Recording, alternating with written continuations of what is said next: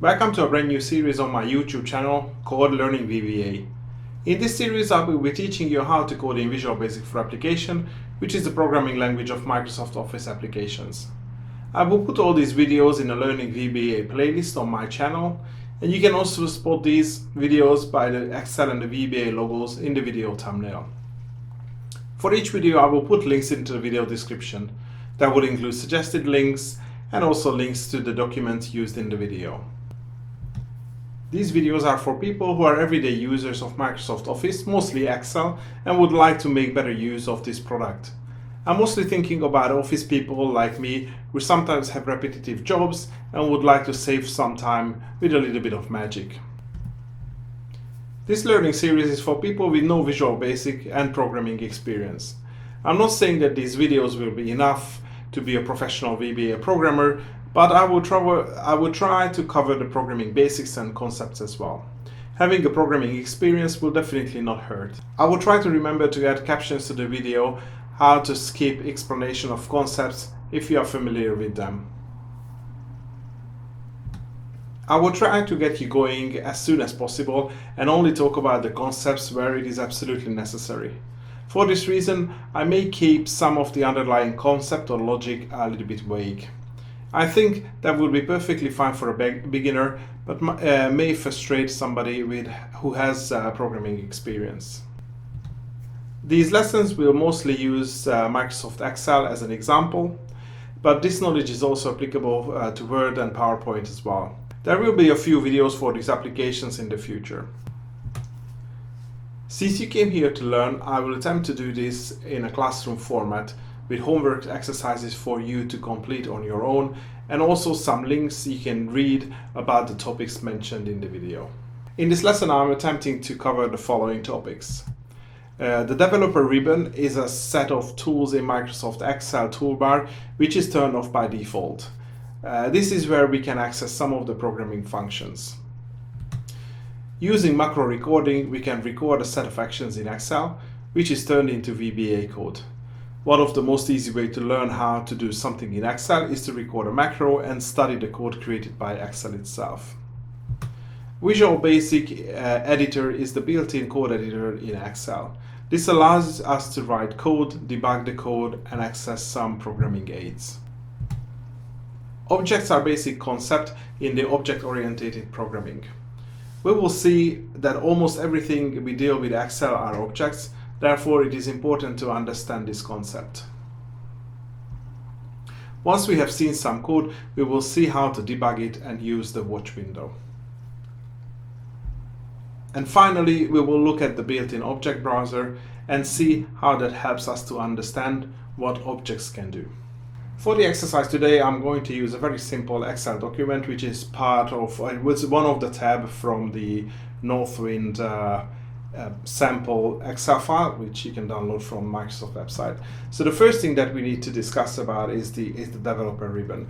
So when you use Office and let's say Excel, and I think Excel 2013, but it equally applies to earlier versions of Excel, is you have some of the basic ribbons enabled, like the home, insert, page layout, formats, data, review.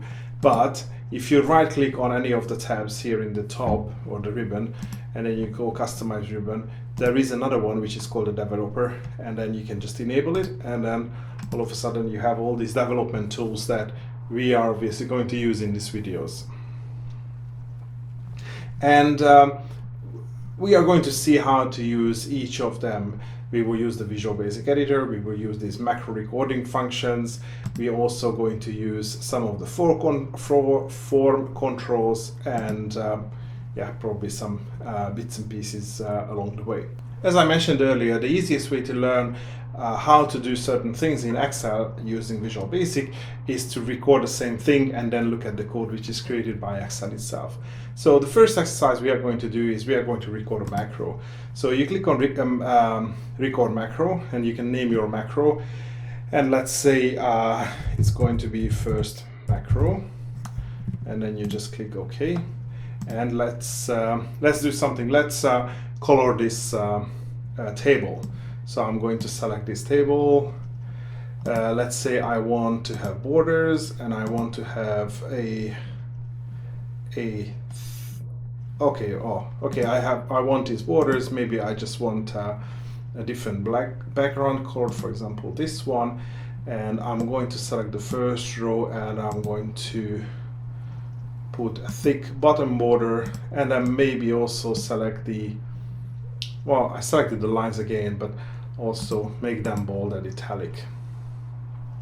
Okay, I think that's going to be enough. So you notice that once you have started the macro recording, the record macro button changes to a stop recording button, and then that's it. So something has happened in the background, and we have created a macro, and that macro now exists, and now we just need to figure out how we can, use that macro. And the easiest thing is we create a button, because obviously we need to trigger that macro somehow. We can draw a button on the Excel screen itself, and you can just do that by dragging the mouse and then creating a button, and then you can now you can see all the macros that you can assign to this button. So when this button is pressed, what is the action that Excel should execute, and because we have created a macro, we can assign that macro to it. So now we have a button. And by the way, if you want to draw a button nice and neat, aligned to the grids, then you hold down the Alt key, and then you can create a button aligned to the grids. And of course, this next button can also be, linked to the same macro. And now, because you created a macro, when you click on the button, it would actually execute the macro, and you wouldn't really notice anything else, because it's just going to colors your table the same way as it is now at the moment anyway. And if you want to do something with the button itself, you can right click it, and for example, I don't want this button, so I can cut and remove it. I can again right click on my second button and change the text and call it to format table. And we can check that it is actually working, because if I, let's say, go back and then manually remove the formatting, well, at least some of the formatting from this table, and if I click on format table again, then it resets to the same colors, the grids, and the text styles that we have selected. Okay, so that's fine. I mean, and I don't know, maybe you have already used the macro functionality. I think it's a very good way to, repeat stuff, and also using just a simple button to activate it. But next thing is that we actually want to see the code, because we want to do some coding. So for that, we need to launch the Visual Basic Editor.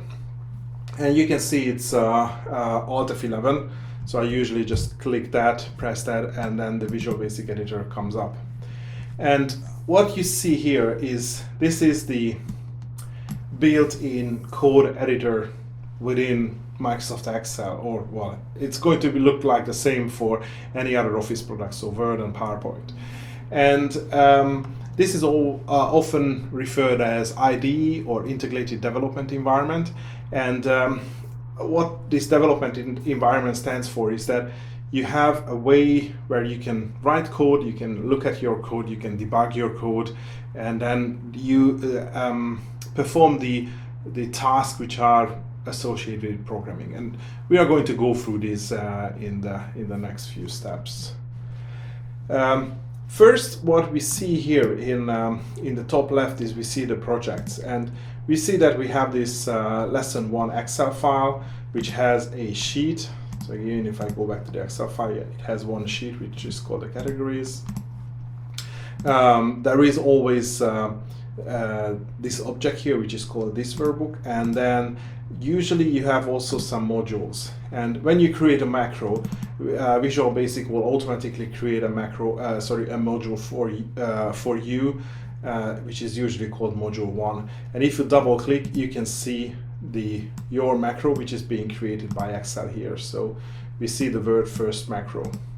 And maybe before we go any further, I just want to say that in programming, usually when you create, when we will define names for anything which is like a macro or a variable or some functions, we should create something which doesn't contain any spaces, because space usually defines different instructions or different parts of the code. Let me put it this way. So you can always use underscore, that's fine. Or the way usually Visual Basic Code is formatted is that if you have a long words which is made up of two different words, then you just start with a capital. So first macro is capital F and capital M. But there is really no rule how you can do this. So you can use lower cases, you can use underscores, whatever. So it's something that you need to figure out what's the best way you like it. I'm going to use this type of format because if you start reading Visual Basic Code, you will see that it is I don't know how to say, maybe designed in a way that it's like easy to read the code itself. And then if you read the code, in most cases you can almost figure out what's really happening here. Before we start going into the code, what I also want to show is that here in this drop down we will always see the different functions, or let's say subroutines that are defined in our code, let's say in this module. Because we only have the first macro here, and it shows first macro. If I open it up, then it always has these declarations and then first macro. And again, if we start looking at the code, I mean, there is quite a bit of a code here, but what you see here is that it always starts with this like sub, and then the name of the, in this case, macro, and the sub is stands for subroutine, which is in other programming languages also referred as methods. So so subroutine starts with the sub and the name of the sub and then the two brackets. Let's just say there is always these two brackets. Again, I will come back to this later, what these brackets mean.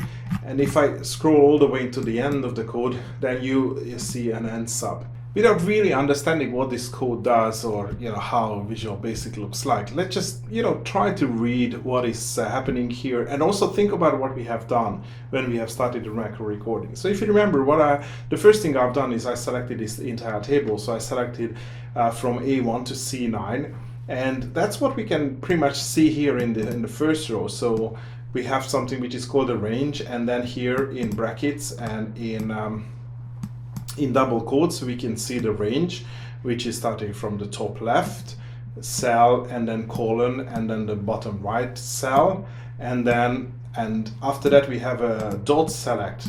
And so what this actually means that we select this range from A1 to C9 and we select it. So pretty much the same way I've done with my mouse as well. So I selected this range, and then for this selection we will selection dot borders. So we will do something with the borders. And again, if you remember, what I have done is I selected these all borders, which means that top left, bottom right, and internal diagonal and horizontal rows, borders would be just these simple lines. And again, if you look at the code, we see that, okay, diagonal rows, diagonal line style is none, and also diagonal up line style is none, because yes, we don't want diagonal lines in this one. But so if we read further, what do we do? Okay, so we have the edge left, which is like here, and so these are set to continuous lines and thin lines, and then the top ones are also continuous and thins, and the bottom one, so the bottom of the whole table that I selected, also again continuous, thin, and the right one is again the same, and inside verticals and inside horizontals are all set to this continuous and thin style. So okay, so that set of lines are responsible for drawing the grids around and inside of the cells within this selection. Next one, what we have done, okay, so we are again doing something with the selection, and then interior, fine, and then we are setting the pattern to solid, okay, so we don't have any patterns, and we select a theme color, which is called theme color accent 6. So okay, that's some code, that's some predefined color within Excel. And we have a shade value, that's fine. So that set of code, these few lines are responsible for setting this pale orange background color. And that was all I've done with the overall formatting of the table. So next thing I've done is selected again the first line, so A1 to C3, A1 to C3, and again I set the bottom edge line to a thicker line. So we see edge left is thin, top is thin, bottom is, you see the weight is now XL medium, the right is the same, and the verticals are again thin. So that was the thick line here. And then last what I have done is I selected these lines again. I shouldn't have selected them again because they were already selected.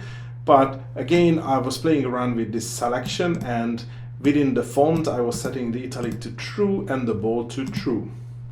So without understanding too much Visual Basic, I think just by reading the code, just, reading basically plain English, in most cases, you can understand what is really going on. And the good thing about this is that we can start making changes to it. So let's see that we have another line, which is that's going to be seafood as well, and let's say I say tuna. So we've created these new lines, and of course Excel automatically adds the same formatting as the lines above. But let me remove the formatting, and maybe I'll remove this as well so we can see the changes being made. But let's go back to the code. So now we need to select more of this table because we have line 10 as well. So from A1 we are going to do to C10. And again, remember, you can just keep changing everything in this code. Just beware of the formatting. So it's like this whole expression, or well, this whole description of the table, he has to be in double quotes, and then you have the top left column, and then separated by the bottom right column, cell with a colon character. So you can just keep playing around with this. If you don't want the first column, then you can just change it to B1. So I just changed the C9 to C10. So we would expect the category ID 9 seafood also be formatted correctly. And let's do something else. We have seen how the XL thin can be changed to XL medium. So let's change that to XL medium as well. Here we can play around maybe with the background colors as well, but I wouldn't know how the colors called from the top of my head, and we haven't seen any other examples how the colors called. So let me just leave it that way. But as you can see, there are places where we can change the colors or the hash, whether there should be solid or there should be some sort of pattern in the background. So let's not change that one, and also leave the formatting for the first line. But maybe what I can do is I can change the row headers not to be bold.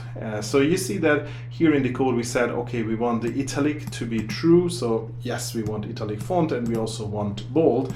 But I can change this one, and the opposite to italic is false, if I can type it correctly.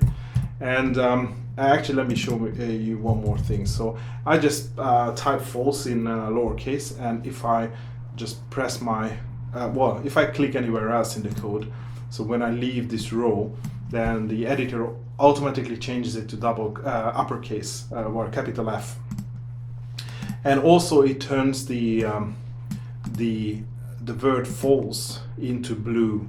And as you can see, there are some sections of the code which are shown in blue. So for example, this with and with, true, false, and sub, and the sub here, they are all shown in blue because these are Visual Basic instructions.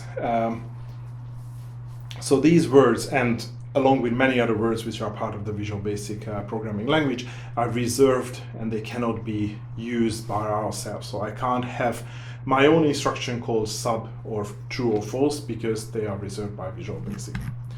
Okay, but let's not go further with that. So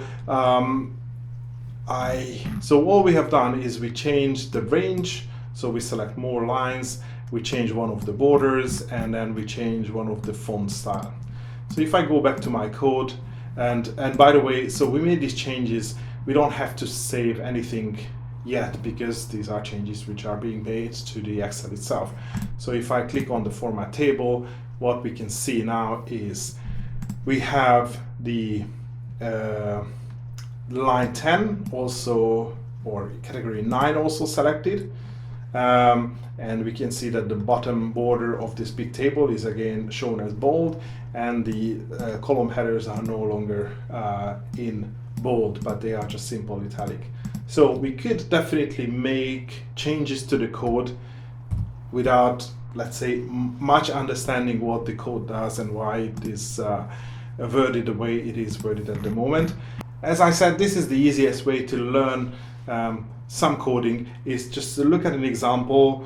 Well, easily you can look at an example what Excel does, and then you can start making changes to it and test it, and then see what effect it has on your, let's say in this case, an Excel file. And of course, if you make a mistake, you will get some error message. The problem with error messages is that they are really difficult to understand them. So for example, if I accidentally type a letter here, and you wouldn't really see that something is wrong here because the editor is not going to show you that anything is fundamentally wrong, and that's because the way Visual Basic works, or let's say these type of programming languages work. But if I try to run it again, I will get an error message which says unable to set the weight property of border class.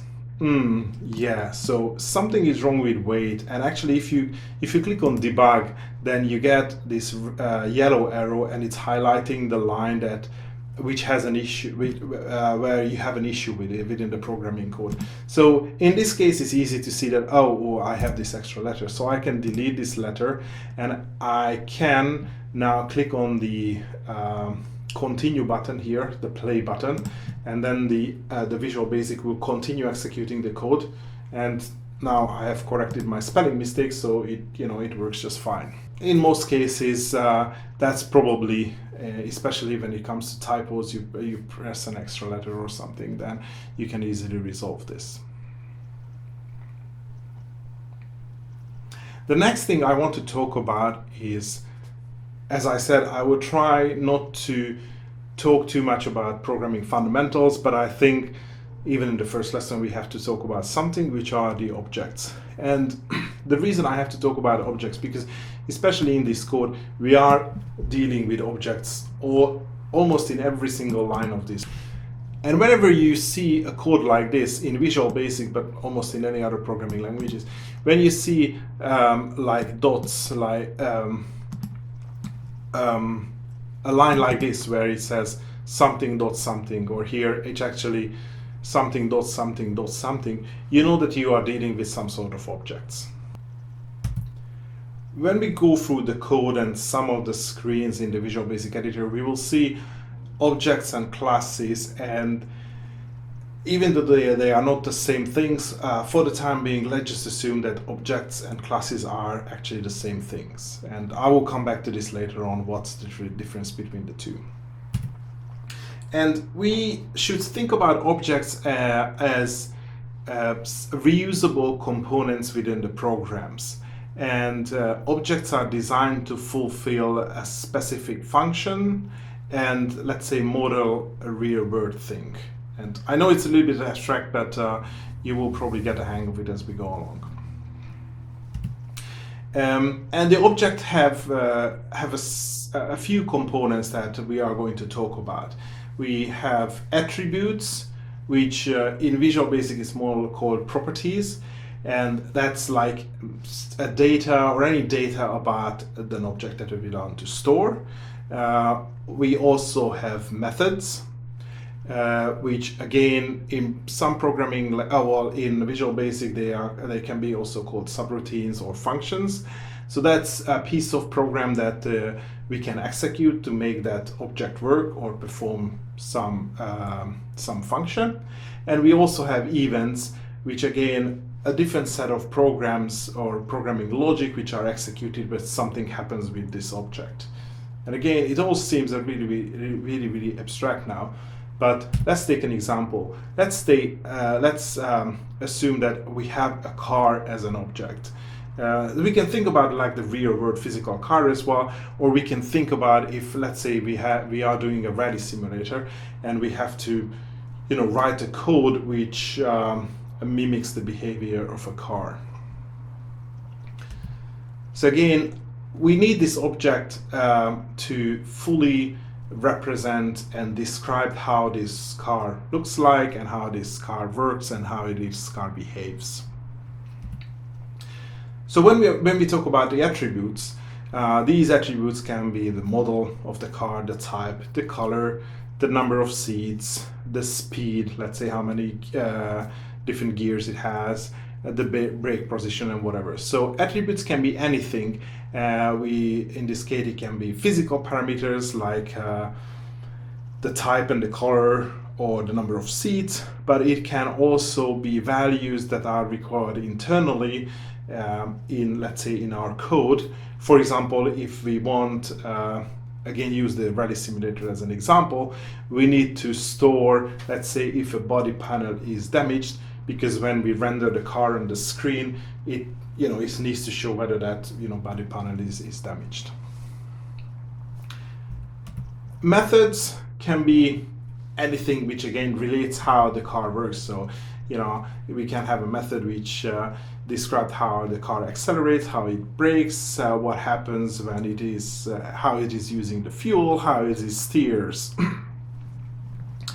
And again, the rally example is a good one because we would have an accelerate method which which takes into account the current speed of the car, maybe the weight and I don't know, the wind speed, and then calculates how the speed of the car increases depending on the brake or the accelerate pedal position. Examples for the events can be the car is started, stopped or filled up, and the object name. So in the object we define these names for the events, and also behind these names we also define some codes which are being executed when this event is triggered. So let's say, again, take the rally car simulator as an example. So we have a started event when the car is started. So that is being triggered when we press the ignition key on the keyboard, which represents the starting the car ignition key, and that the code behind the event actually simulates the engine startup noise, which then you can hear from the speaker. And as I said before, many things that we are going to deal in Excel is related to objects. And if you think about Excel as an object, then let's say the attributes or the properties is anything that the Excel stores. So all of the cell data, the cell formatting, the fact that it has a button, so it's all stored in Excel. The methods can be anything that you can access here as functions, copy and pasting, setting formatting, importing data, inserting a picture, let's say that would be a method. And the events can be, usual events. For example, if I change this field, and if I press enter, something happens. Let's say if I have a calculation in these fields, then the Excel calculates the value of this cell depending on this cell. So again, this is how, let's say, this is how events would work in this theoretical Excel example. With knowing what objects are and how objects work and look like, and if we go back to this example, we can see that every line, when you see these dots within the instructions, then the first one is an object, and the second one after the dot is, let's say, can be a method or a property of this object. So we have a range object, And it has a select method which actually makes all that cells in the Excel selected. And then we have a selection object which contains all the cells that are selected, and it has a method which is called the borders. And actually within the borders you are specifying which borders you want to talk about, like the diagonal down borders. And that border is again an object itself which has a property or an attribute called line style. And that value of the line, we are setting that property to Excel none, which basically turns on the diagonal borders within that selection. So that's how you would read this line. And the same here. So we have done a different selection. So that selection has a font object which represents the font of every single cell within the selection, and that has an italic property that you can turn to true or false. And of course that font has many different properties, because not only that you can see set these different formatting options like bold, italic, underline, but you have the font, it's a font name itself, the font color, the text size, and the alignment. So we are just only seeing the subset of these properties here. Next thing I want to talk about is the debugging within the Visual Basic Editor. And whenever you write a code, debugging is a really important tool of your development environment, because as you can see, for a fairly simple set of instructions to to color this table, if you would do this all manually, you would have to put a lot of code in. You have to write a lot of code in, and of course some of these sections are repetitive, so you can just copy and paste them, but still it's a lot of code. There's a lot of keywords that you have to remember, and you might not remember these keywords correctly. You might make mistakes along the line. So debugging is a really key one, because what you can do in debugging is you can execute your lines one by one and see how that single lines impacts, let's say, your Excel in this case. And before we go into debugging, I want to turn on one more feature within the editor, which is the debug itself. So if I right click here in the free space of the toolbar, we can see that we have the standard toolbar turned on, but we also have edit and debug. So let's just select debug first, and I dock it in here. As you can see, we have the play, run, break, and reset buttons repeated here. But you have some other stuff here which is going to be really important. Before we start debugging, let me also mention yet another thing in programming or in the development environment, which is the breakpoint. So breakpoint is a line in the code where you want the execution of the code to stop. So if I want to see what this line does, what I can usually do is I can put a breakpoint here. So you just click on the in this gray space in the line where you want the breakpoint to set, and you can set as many breakpoints as you want. And if you click again, then you can turn the breakpoint off. There are some limitations, because as you can see here, I haven't really mentioned this, but all these lines which are in the green, they are not program lines, they are just comment lines, so they don't really execute, they just here for us to leave some comments. So I can't set a breakpoint for these lines, so I can just only set the breakpoints for the lines that are due actual code execution. So by putting breakpoint here for this first range line, when I click on the button which executes this code, it's going to come here and it's going to stop here before executing this line. And so I'm going to show how this works instead of talking through it. So let me just remove the formatting so we can see the impact of the code. So I'm clicking on the format table button, and you can see here that nothing happened to our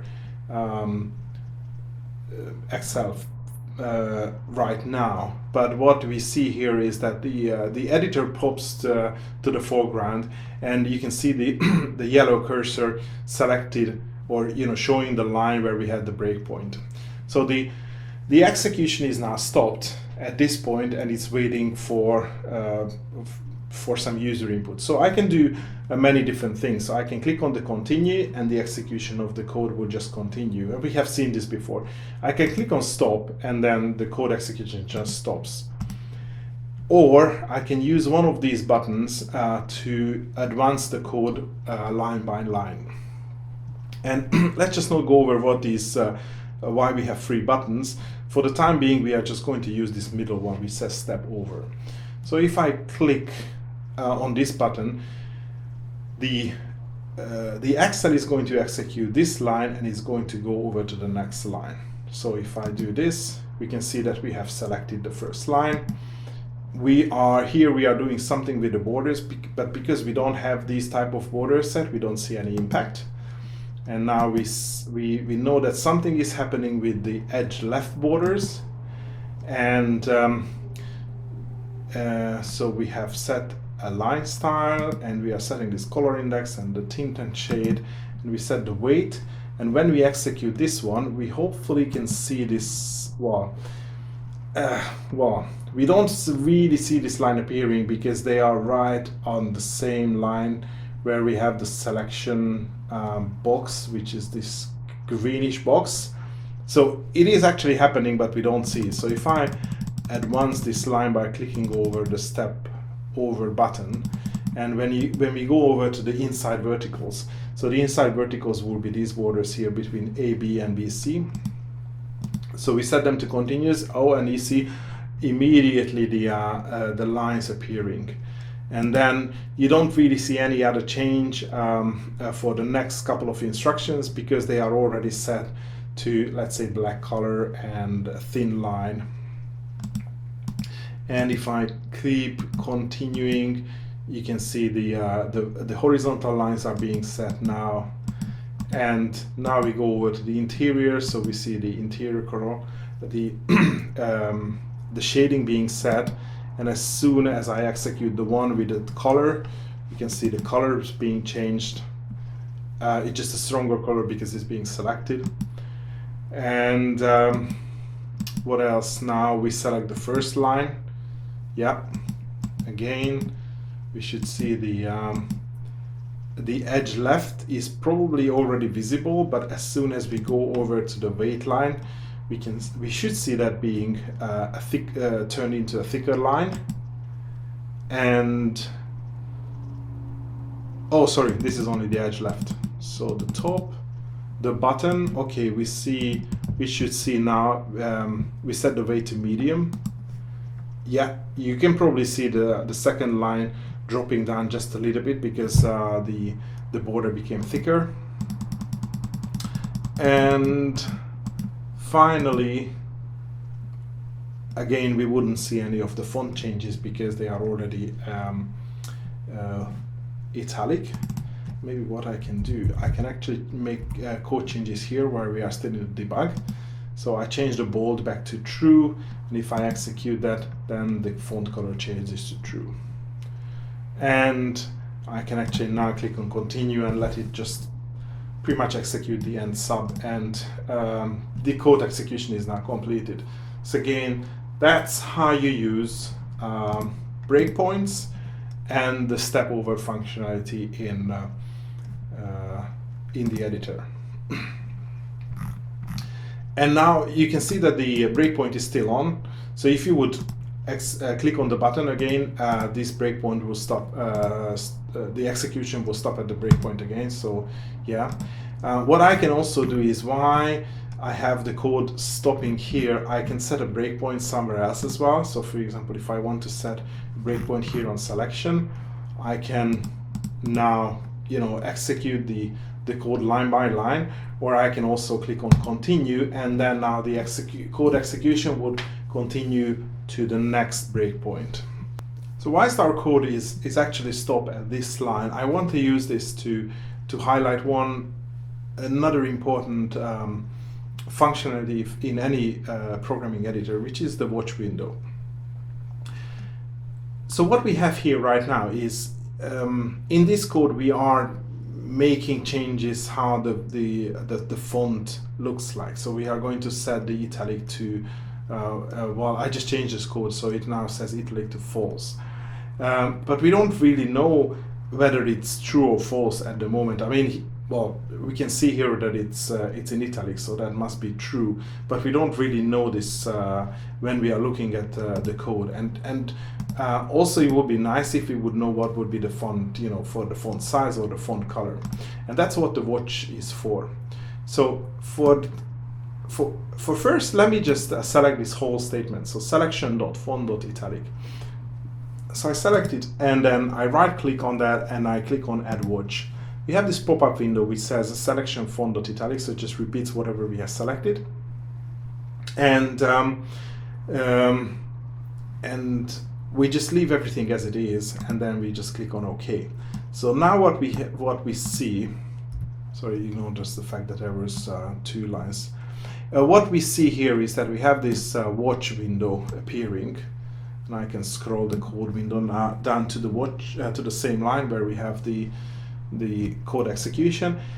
And what we see here now is the selection.font.italic. So this shows the current value of this property, and the current value of this property is true because, as we can see here, the font within this selection is italic at the moment. And if we execute the code, so we set it to false, and what we see here is that the underlying object is obviously changed to, well, the underlying text is now changed to non-italic, so the value of the property is now false. So that's nice, but I mean, we could probably see this from the code. But what if we are not interested in the italic itself? What I can do here is I can delete this property here in the watch window, so I can go back to not showing selection.font.italic, but just selection.font. So that should show me the entire settings of the font. So if I click enter, what we see here is that we don't see a value because we are not, this is not a like a specific value anymore. And here in the type you can see that it's actually an object now. And now what we see here in the watch window, we have this plus sign, and we can open up this object and we can see everything in this in the object. And again, you don't really have to understand how this object works and what all these properties do, but again, just looking at the different stuff here, we can see that, okay, this font doesn't have a background, the bold is true, which is yes, and then the font size is 11, we can see it here as well. The strike through, the subscript, superscript is all false. These are the stuff that you can set in here in the font as well, stuff like that. And there is some colors and tint and shade, and we have the name of the font as well, and the italic is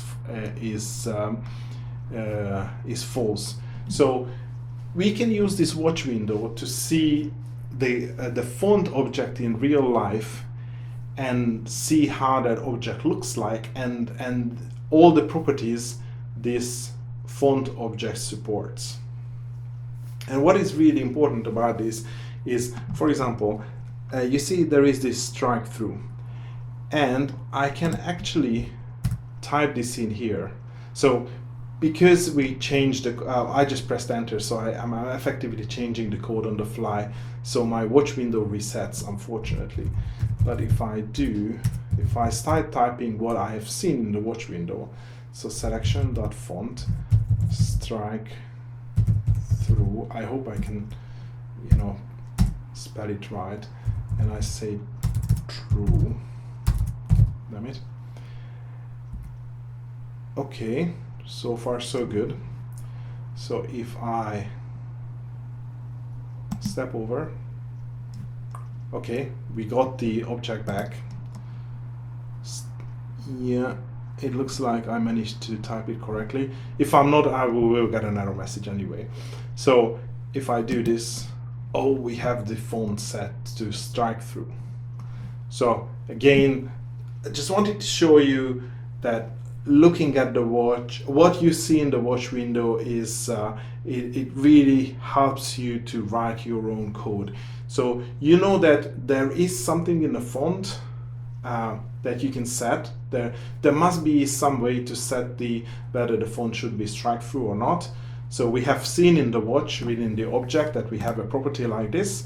So we can just type this property into the code like here, and we know that so it's a property, so we can set this property a specific value. We can see that the value was originally false, and while the inverse of false is true. Again, I will talk about these different variables and the different type of values in a future lesson. And we can just easily change this property of the font. But let's just execute the code. Again, just remember how we set the font size property. If I let the code execute, let me just write back to false, and then selection dot font dot size equals, and let's say 14. Execute the code.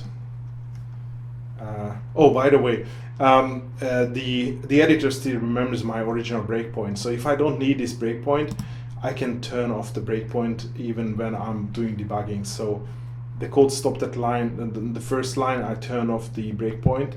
I let it run to the next breakpoint. I still remember that I have this next breakpoint set. Okay, so we are setting italic to false, bold to true, strike through is false, so it should remove the strike through. Yes, it does. And the font size to 14, and my text became bigger. So it really works. Just before I wrap up, there is two more things I want to talk about. In a couple of times in this video, I mentioned this with and with section in the code, and I said that these are Visual Basic instructions, basic instructions. So this is why they are written in blue and not in black, and they are used whenever we deal with objects, and they are just here only to make the code simpler and then easier to read. Because the only thing which is happening here is that you have these 4 lines which are doing the actual, setting the line style and the weight and then some of the other things.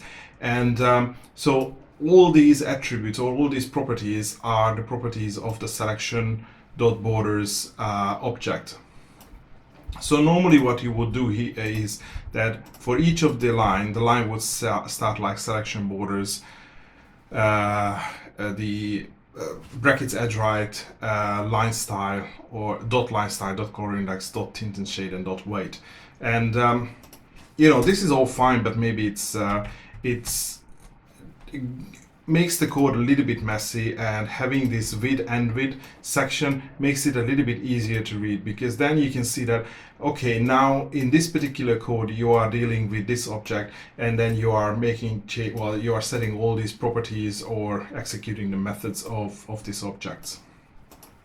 So actually these 5 lines can be replaced with these 3 lines. Obviously, you just copy the inside code, and then for everything you add what you see after the with. So if I delete this one, and if I click on the second macro, you will see that it does exactly the same thing as before. So this is more like probably like just a visual thing how you can make your code a little bit prettier. And for some reason the macro recording does it like this, so it's just easier for us to understand. So it makes the code grouped like these sections, and instead of having these keywords repeated one after the other. And finally, the last thing that I want to say is, just with any documents that you are creating, you want to save it at the end. So with Excel documents which has macros, actually there is a separate file format that you should be using, and this is all down to macro security, because I don't quite remember when, but there was a time when there was a lot of viruses that were being distributed via Excel files. So somebody has written a macro that would execute automatically when you open the Excel file, and these macros will send out emails and all sorts of stuff. So obviously Microsoft has done made some steps in order to mitigate that problem. So one of that step is that in probably Excel 2007 they have started using the macro enabled file format, and even with that, if you load an Excel file with a macro, usually you would get a line here, like a yellow line, which says this document contains macros, do you want to enable it? And also here you see a macro security one, and by default, again, you can see that any document with the macros are disabled, and you get this notification. And then you can change this, but I just suggest that you leave it like that. And actually, Excel does remember your selection. So if you open up a document with a macro for the first time, it will ask you whether you want to enable the macros.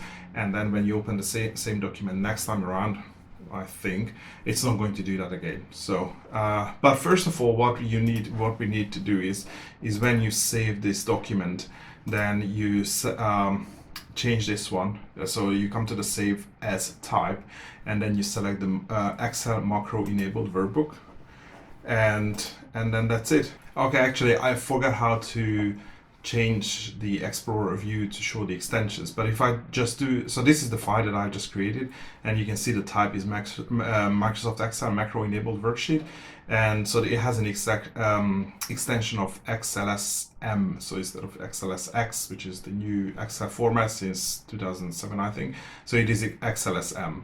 And if I close this macro and if I reopen it, then you get this warning, because security warning that macros has been disabled. So if you enable and if you do that, your macro works without any issue, and then you can save it again and open it up. Yes, and now it remembers. So now your macro works sort of first thing as you open the document that you have saved previously. So this is just a small tip, but again, it's an important one, especially if you are sending your macro documents to someone else, because unless you do it in the proper format, they might not even get the macro security thingy notification here, and then your Excel file is just not going to work. Before you go away, there is a homework exercise for you as well, and that's pretty much based on what we have seen in this video and hopefully what you have learned by watching this video. So the first thing is create a new document and then use the macro recording functionality to create a new macro. And within this macro, do some sort of formatting to the part of the document or a table in your document. Again, similarly what we have done now. Format a table, change some font formattings, use maybe different colors, and also you can play around with the alignment, text alignment. So that's not something that we looked at in this video. Create a new button using the form controls and assign this macro to it. So you can run the macro to do the formatting. Then go into the Visual Basic Editor and then find the subroutine in the module 1 file, and then make a copy of that subroutine, change the name of the subroutine, and maybe do not just one but two more copies. And in this case, instead of creating a new macro recording, make some manual changes to the recorded code. So again, use different border styles. Maybe you can use different cell ranges, different colors,